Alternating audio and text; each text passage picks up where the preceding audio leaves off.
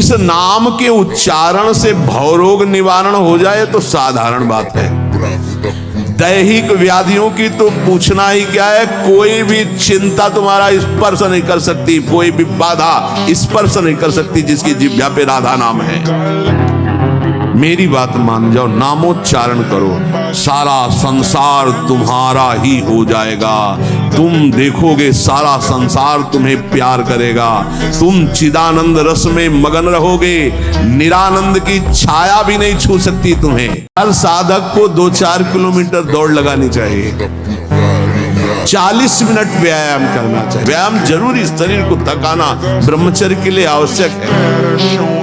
ना मानो तो भगवान आप क्या करें, कह ही सकते हैं। रसास्वादन के लोभ से जो भोजन किया जाता है वो ब्रह्मचर्य में बड़ा हानिकारक होता है। इंद्रियां बस में नहीं होती, तमोगुण बढ़ जाता है। ब्रह्मचर्य से ये भगवान की कृपा शक्ति है। जो इसका पतन करते हैं निसंदेह वो किसी योग्य नहीं रह जाते।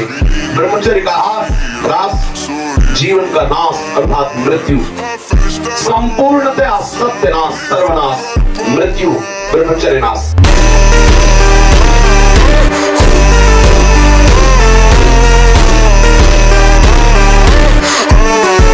ब्रह्मचर्य तेज है, ब्रह्मचर्य ऊर्जा है, ब्रह्मचर्य हमारे शरीर की ताकत है। ब्रह्मचर्य एक ऐसी व्यवस्था है जिससे साध करके हम अपनी कुंडलियों को जागृत कर सकते हैं। ये जो ब्रह्म मुहूर्त समय कहा जा रहा है, इस समय तो सत्संग हो रहा है आपका। कितना सौभाग्य है कि आप उठना चाहो या ना उठना चाहो, आपकी दिनचर्या ऐसी कि आपको अगर 2:30-3 बजे नहीं उठोगे तो आप अपनी दिनचर्या नहीं कर पाओगे। कितना सौभाग्य कि श्री जी ने ऐसे हमको विवश करके साधन में लगा दिया है। विवश, ना चाहे तो भी उपस्थित होना पड़ेगा। इसलिए भक्त को चाहिए कि ब्रह्मचर्य पर विशेष ध्यान दे और रात्रि के सोने के समय ज्यादा सावधान रहे। उस समय वेदना काम की जरूर जागृत होती है, उस समय जरूर ध्यानस्थ रहे, कीर्तन परायण रहे, नाम जप करते हुए शयन करे और शेष भाग रात्रि का भजन में व्यतीत करे। ब्रह्मचर्य जिसका ठीक है वही, चाहे गृहस्थ हो चाहे विरक्त, वही परमार्थ पर विजयी हुआ है आज तक। सद्भाषण, सद्विचार, सद्भावना, न्याय निष्ठा, आडंबर पाखंड का त्याग, वही जाकर के धर्मात्मा महात्मा बनता है। ब्रह्मचर्य पूर्वक जीवन कई वर्ष व्यतीत करके नाम जप करते हुए फिर संतान तो चाहे बालिका हो चाहे बालक, वो जगत मंगल करने वाला हो, पशुओं जैसे आचरण से नहीं। ब्रह्मचर्य जिसका ठीक है वही, चाहे गृहस्थ हो चाहे विरक्त, वही परमार्थ पर विजयी हुआ है आज तक। फिर 1000 वर्ष तक रहकर भगवान वासुकी, भगवान शेष, अनंत फणधारी, इनका जब जब वो सहवास करते तो हजारों वर्ष ब्रह्मचर्य रह के तो बलिष्ठ देवता, बलिष्ठ दैत्य सब उन्हीं से प्रकाशित हुए, कश्यप जी से। ब्रह्मचर्य पूर्वक जीवन कई वर्ष व्यतीत करके नाम जप करते हुए फिर संतान तो चाहे बालिका हो चाहे बालक, वो जगत मंगल करने वाला है, पशुओं जैसे आचरण से नहीं। ब्रह्मचर्य परम जीवन, परम पुरुषार्थ, ब्रह्ममय है। 10,000 वर्ष तक ब्रह्मचर्य रह करके कश्यप जी ने जब संतानोत्पत्ति का संकल्प किया तो विनता जी से भगवान गरुण जी का प्रादुर्भाव हुआ। भगवान अरुण जी का, जो सूर्य के सारथी और जो हरि के वाहन गरुण जी, अरुण जी को बचाने के लिए 1 घंटा व्यायाम की जरूरत है। दवा कोई वर्जिश से बेहतर नहीं, नुक्सा है कम कर, बालान से शक्ति बढ़े, फुर्तील है, चोट न अधिक पिराए, अन्न पचे चंगा रहे, कसरत सदा पाए।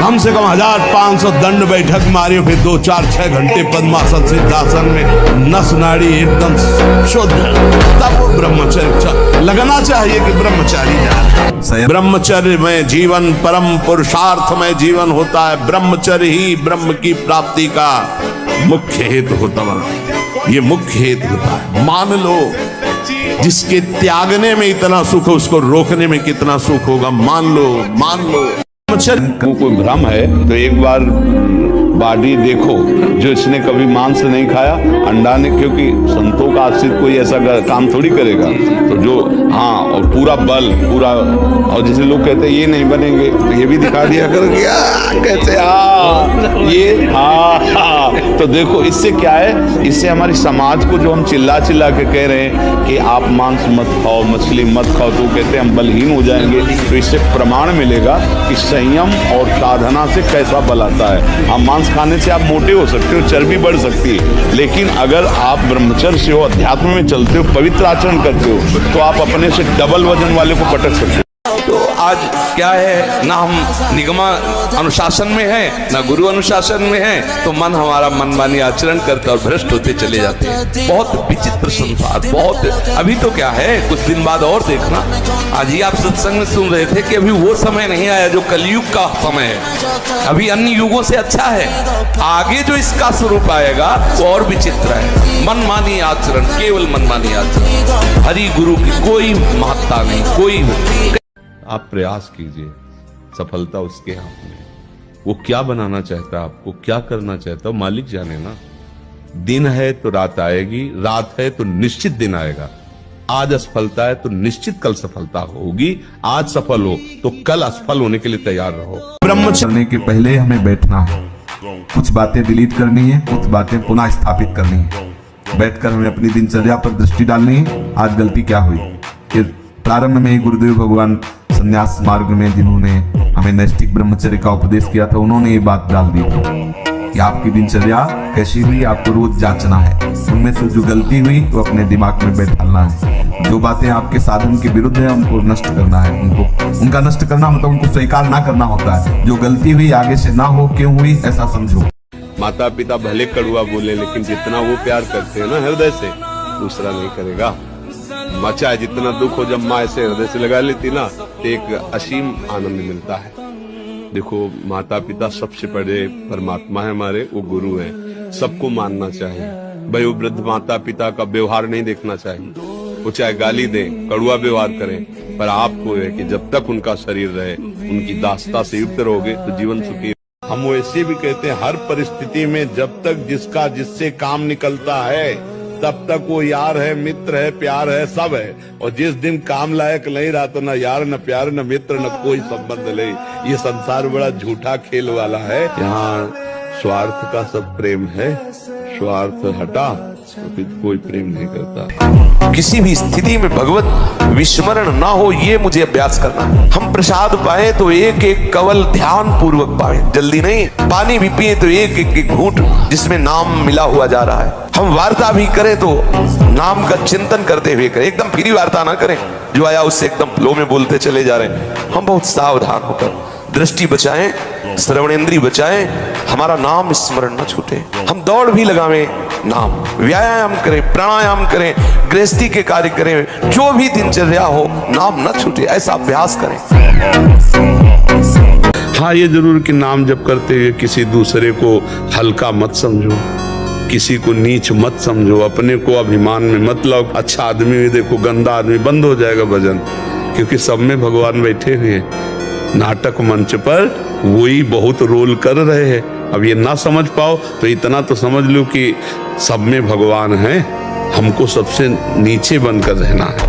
तो इसलिए हमारी प्रार्थना है कि ब्रह्म ज्ञान, भगवत प्रेम, ये बहुत ऊंचाई पे रखा हुआ है।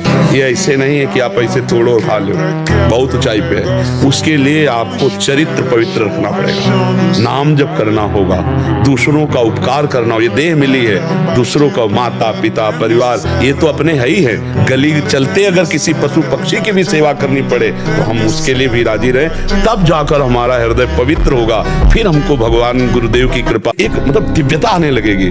अपने लोग गंदे आचरणों में, गंदे दृश्यों में, गंदे चिंतन में, गंदे आहार में जीवन व्यतीत कर रहे हैं, तो एक पशुता सी आती चली जा रही, राक्षसी बुद्धि आती चली जा रही। नौजवान जन है कैसे कैसे आचरणों में अपने को इंजेक्शन आदि नशे में करना, माताओं बहनों की तरफ कितना राक्षसी भाव रखना। देखो घटनाएं होती रहती ना, सुनते मतलब राक्षस है ना, राक्षस पूरा राक्षस है, मार ऐसे मारा, ऐसे मारा, ऐसे, और अपनी वासना की, तो राक्षस है कि नहीं। आज हमारे समाज में आचरण की महत्ता कम होती चली जा रही, नहीं होती चली जा रही। संयम, पवित्रता, आचरण, इनका बहुत ह्रास हो रहा है। आप शरीर पवित्र रख के देखो, 1 महीना जूठा मुंह मत रखना, शरीर पवित्र रखो और ब्रह्मचर्य रह के देखो, 1 महीने में आपको ऐसा लगेगा आप देवता हैं। तो भैया 11 वर्ष की अवस्था से घर से निकले थे भगवत कृपा से, और अभी आप जो अवस्था देख रहे हैं कुछ दिन की है। ये जो आप देख रहे हैं भीड़ भड़ाके, सब माया का जो लीला विलास है भगवान का, कुछ दिन देख रहे हैं, पूरा जीवन हो गया जलते हुए। और इस जलन में जो आनंद मिला हम तुम्हें कैसे बताएं, उसी आनंद को आप श्रवण कर रहे हो। ऐसा ना समझे कि ये हम केवल बोल ही रहे हैं, इसको सहा नहीं गया पूरी जीवन। अगर हमारा जीवन प्रभु के लिए है तो प्रभु सिर्फ मेरे हैं ऐसा अनुभव होता है, सिर्फ मेरे प्रीतम, मेरे स्वामी। और कितना दुलार करते हम तुम्हें कैसे बतावें, वाणी की सामर्थ्य नहीं कि दुलार कैसे उनका दुलार होता है। एक रस स्थिति पाने के लिए आप नित्य अभ्यास भजन का जो कर रहे हैं उसमें अंतराय क्यों आ गया, निरंतरता क्यों नहीं रही, नाम कैसे छूट गया, रूप का ध्यान कैसे छूट गया, ये काम का स्मरण कैसे आ गया, ये क्रोध क्यों आया, ये द्वेष की प्रवृत्ति क्यों आई, निंदा क्यों सुनाई दी। ये अपने को देखना है, आप उपासक हैं। एक एक सेकंड का हिसाब होगा, ध्यान रखना। चाहे शास्त्र विरुद्ध आचरण करोगे तो या शास्त्र अनुकूल आचरण करोगे तो, ऐसा ना समझो कि कोई देख नहीं रहा। हमारा दयालु प्रीतम तुम्हारे हृदय में बैठे तुम्हारी जलन को देख रहा है। तुम उसके लिए जल रहे हो, तुम उसके लिए सब सह रहे हो, सबका उपहास सह रहे हो, सबकी निंदा सह रहे हो और नाना प्रकार के सांसारिक आकर्षणों का वेग सह रहे हो। केवल मन निश्चल राखे धनी धनी जननी तेरी रे, नरसिंह मेहता जी। इंद्रियों को वश में करो, नेत्र सबसे खतरनाक, इनको बहुत सावधान रखो, बहुत। ये चंचलता, नेत्रों की चंचलता। भगवत चर्चा हो रही तो हो सकता है शब्द ना सुन पाओ, लेकिन विषय चर्चा हो रही है तो आप 10-5 हाथ दूर होगे तो भी श्रवणेंद्री पकड़ लेगी क्या बातें हो रही। निंदा, स्तुति, विषय चर्चा, इंद्रियों को शासन में रखो, इंद्रियों को वश में करो, क्योंकि ये ज्ञान विज्ञान का नाश करने वाले महापापी काम इन्हीं के वशीभूत होकर तुम्हें नष्ट करते। मार डाल इस पापी को, मार इस काम को नष्ट कर। तस्मात् तुम इंद्रियाण्यादौ नियम्न भरतर्षभ। ये महाभारत सबको लड़नी पड़ेगी, महाभारत सबको लड़नी पड़ेगी। अगर आपको अपने स्वराज्य सिंहासन पर बैठना है, मुक्त होना है, तो ये युद्ध स्वीकार करना पड़ेगा, ये चुनौती स्वीकार करनी पड़ेगी। भगवान कह रहे हैं इंद्रियों को वश में कर, ज्ञान विज्ञान का नाश करने वाले इस महापापी काम को अवश्य बलपूर्वक मार। ग्रंथ मत पढ़ो, कापी ऐसी पुस्तिका जो ब्रह्मचर्यहीनता वाली है। ऐसे कोई दृश्य मोबाइल से मत देखो जो ब्रह्मचर्यहीनता वाले हैं। ऐसे कोई दृश्य बाहर मत देखो, पशु पक्षी आदि मैथुन करते हुए, ऐसे कभी मत देखो। इसका बहुत बड़ा प्रभाव होता है। अगर इन 3 का संयम कर सको तो आपके ब्रह्मचर्य में बहुत लाभ मिलेगा।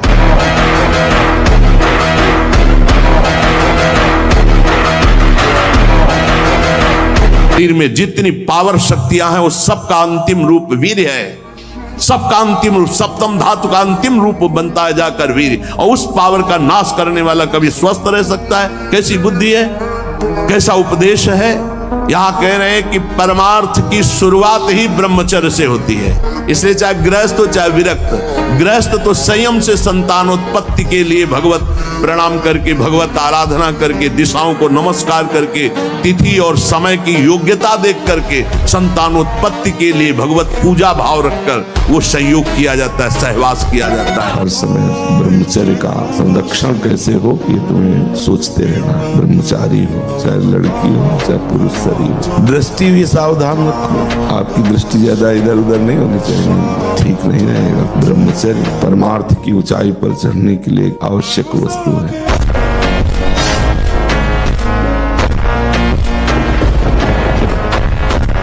मैं नौजवानों से फिर कहना चाहता हूँ, हिम्मत मत हार, फिर उठे, अपने गांडीव की टंकार सुना और इस वासना के युद्ध में अपने ब्रह्मचर्य की हुंकार सुना और कह दे कि अब की बार युद्ध हुआ तो आर पार होगा और वासना पर सीधा प्रहार होगा और मेरा ब्रह्मचर्य पर पूर्ण अधिकार होगा।